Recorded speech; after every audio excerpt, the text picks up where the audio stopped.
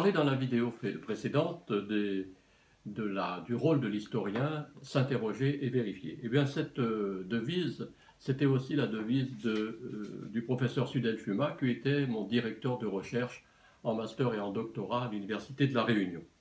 Je vais donc vous parler de Sudel Fuma, qui fut un grand monsieur, et j'en parle bien sûr au passé, puisqu'il a décédé dans un accident de pêche en mer en 2014. Ce fut un drame. C'était encore une personne jeune qui avait, je crois, 64 ans, Sudel, et un grand historien qui disparaissait brutalement. Alors, qui était Sudel Fuma, et particulièrement, quelles valeurs il défendait? J'ai intitulé ma communication « Sudel Fuma et les valeurs du 20 décembre ». Car Sudel Fuma était un descendant d'esclaves, enfin un descendant de familles esclaves et de familles bretonnes. Il était, son premier ancêtre Fuma était un esclave, et donc la fille de cet esclave-là s'est mariée avec un Nicole, je crois. Voilà. Alors, au risque d'agacer ceux qui ne connaissant pas suffisamment le professeur Fuma, lui attribuaient de bien sombres intentions, notamment dans sa volonté de vulgariser le fruit de ses recherches sur l'esclavage à l'île Bourbon. Je voudrais donc de nouveau parler de lui. En 1992, l'historien Hubert Gerbaud, qui était également son directeur de recherche, disait de son ami chercheur Sudel Fuma: « Personnellement, j'aime que, sans faire d'histoire, mais les racontant fort bien, Sudel Fuma fasse de l'histoire en historien. » C'est là un bon compliment et qui n'a rien d'une flagornerie, car le chercheur n'était pas seulement à l'affût de tout ce qui pouvait éveiller les consciences de ses compatriotes réunionnais, mais il avait également une belle plume. Et il n'écrivait pas, pourtant, pour l'esthétique et le charme de la langue française, ou pour faire découvrir sa propre sentimentalité. Sudel Fuma ne s'est jamais prétendu, par exemple, poète ou admirateur du lyrisme moderne, dont il dénonçait en riant, avec moi, un certain hermétisme. Il aimait plutôt lire le concret des romans historiques, et je pense sincèrement qu'il avait acquis cette passion de son directeur de recherche, le professeur Hubert Gerbaud.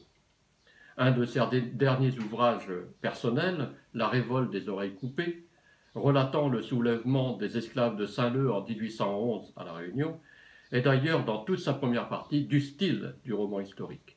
C'était la première fois qu'il s'y essayait, et il y avait fort bien réussi, démontrant ainsi qu'il n'était pas un historien froid, purement descriptif, incapable de traduire les souffrances de ceux que Lucien Febvre appelait les masses d'hommes anonymes. Sudel Fuma était un homme de cœur. Oui, Sudel était un véritable humaniste. Il ressentait au plus profond de son être la souffrance psychologique de l'autre. Je ne vais pas me répéter, son attitude à l'égard de notre famille à Nosy-Be en mai 2005 et dans les mois et les années qui suivirent démontrait à chaque instant qu'il partageait notre douleur. On venait de perdre Damien, mon fils Damien, qui est également son étudiant. Sudel Fuma prenait surtout à son compte les souffrances collectives. L'affaire des enfants réunionnais exilés en métropole dans les années 60, qu'on dit les enfants de la Creuse, mais ils n'ont pas été exilés qu'en Creuse, était devenue sa propre cause, comme s'il avait été lui-même déporté. Grâce à son action énergique pour faire reconnaître ce drame, ceux qui ont connu le calvaire d'une enfance sacrifiée, volée pour on ne sait quelle bonne raison d'État, ont enfin pu se reconstruire. Ils ont libéré leur âme de l'injuste silence dans lequel on l'avait enfermée. Ils ont pu parler publiquement de leur histoire personnelle que des administrations nationales, mais aussi locales, avaient mis au secret.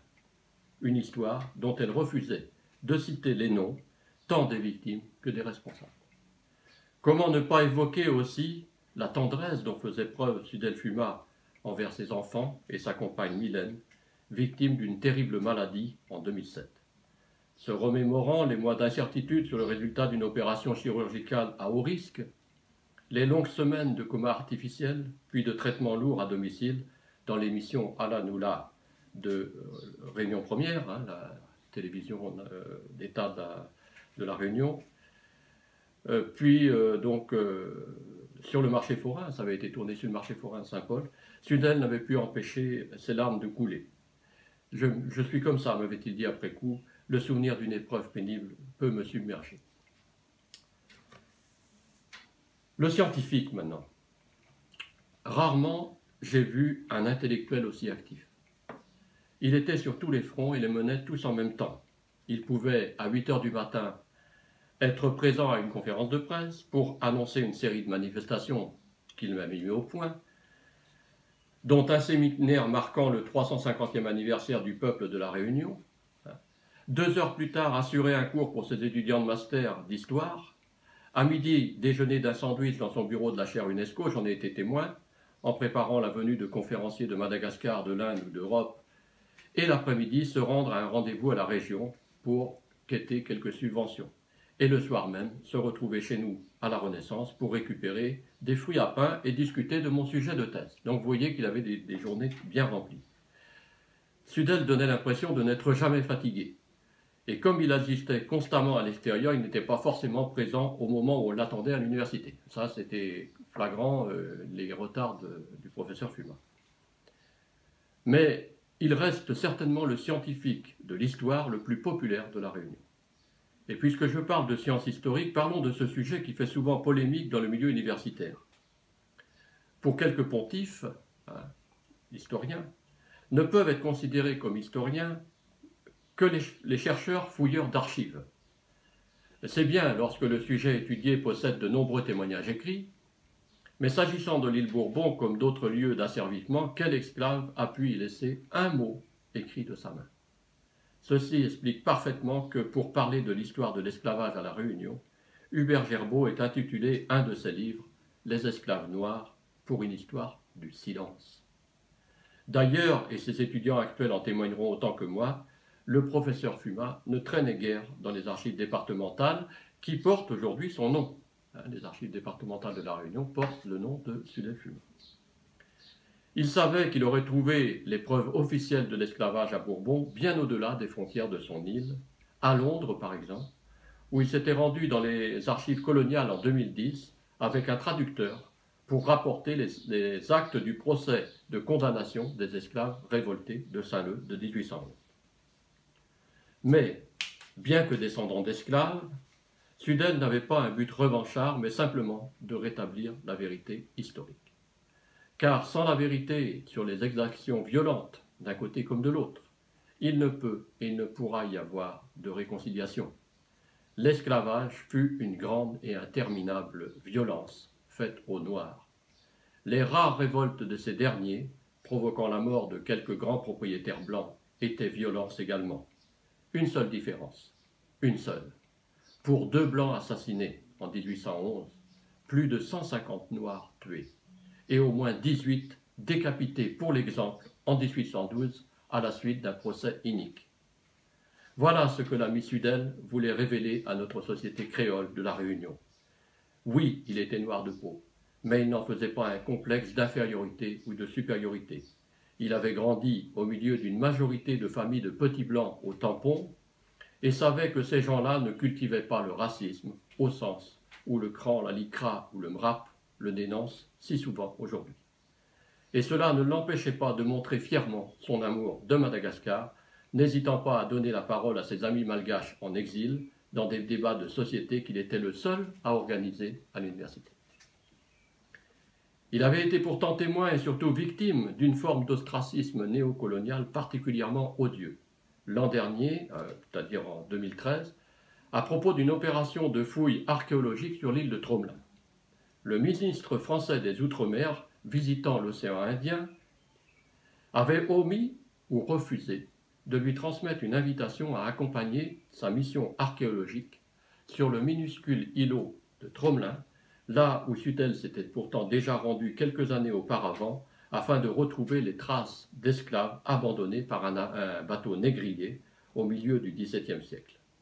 L'historien réunionnais le plus qualifié en matière de traite et d'esclavage dans l'océan Indien n'avait donc pas été invité à la pose d'une plaque à la mémoire de ces hommes et de ces femmes que les Blancs avaient lâchement abandonnés à la soif, à la faim et surtout à la folie. j'avais de ma propre initiative rédigé une longue diatribe sur cette exclusion inadmissible à l'encontre de mon directeur de recherche, article publié d'abord dans le journal Le Mauricien du 29 avril 2013, repris dans l'Express de Madagascar et dans les quotidiens de la Réunion quelques jours plus tard. Nul n'est prophète en son pays, dit le proverbe.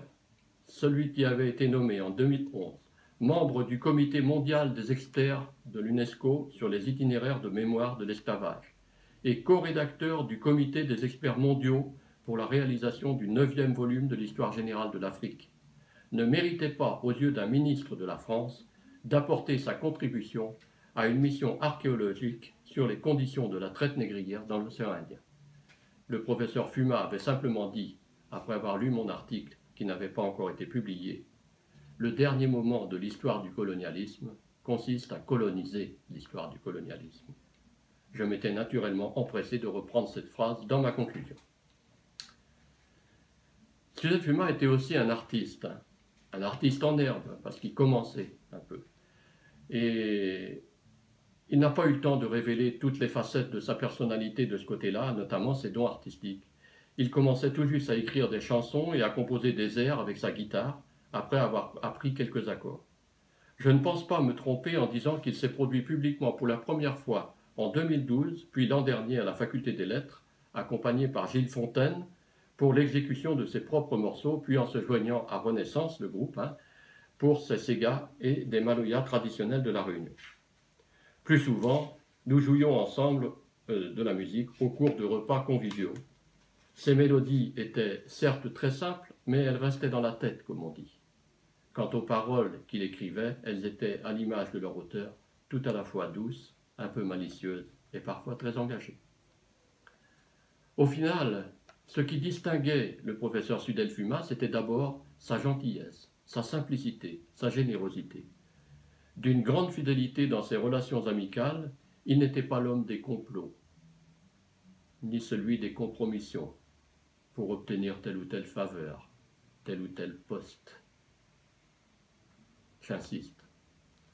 Je me souviens qu'il m'avait révélé qu'une chargée de cours à la Faculté des Lettres était venue le voir 3 fois pour lui proposer de cesser d'être mon directeur de recherche. Inutile de s'étendre sur les raisons de cette requête si peu académique. Le fait est qu'il refusa poliment, mais fermement, d'accéder à la demande. C'était surtout cela qui caractérisait Sudel Fuma, le centre de l'amitié, de la parole donnée, de la justice et de l'intégrité. Que ces valeurs s'inscrivent dans le 20 décembre, fête de l'abolition de tous nos esclavages. À une prochaine fois.